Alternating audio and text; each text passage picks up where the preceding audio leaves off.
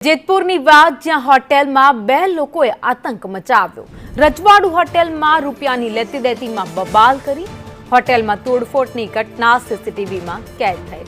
CCTV footage social મીડિયામાં viral કરાયા છે। સીસીટીવી ફૂટેજને આધારે પોલીસે તપાસ હાથ ધરી છે। હોટેલમાં તોડફોડની ઘટના સામે આવી છે। જેતપુરમાં એક હોટેલમાં બે લોકોએ આતંક મચાવ્યો હતો। બૂમાબૂમ કરી હતી, મારામારી કરી હતી।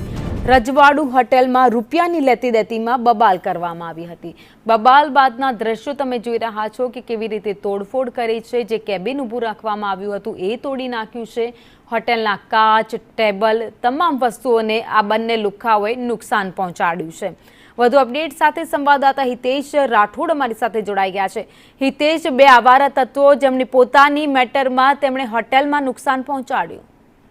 જણાવી દો કે જેતપુર શહેરની મધ્યમાં જ આવેલી હોટેલ રજવાડું છે। ત્યાં ગત રોજ બે શખ્સો છે તે જમવા માટે આવેલા હતા।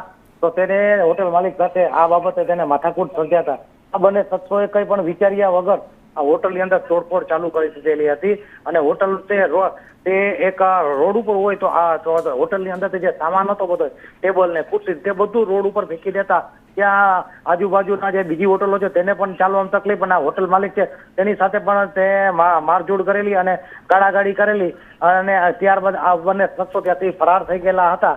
તો આ બાબતે હોટલ માલિકે પણ આ બંને શખ્સો વિરુદ્ધ પોલીસમાં ફરિયાદ નોંધાવી છે અને પોલીસ છે તે સીસીટીવી ફૂટેજના આધારે હાલ છે બંને શખ્સો વિરુદ્ધ છે તપાસ હાથ ધરી છે।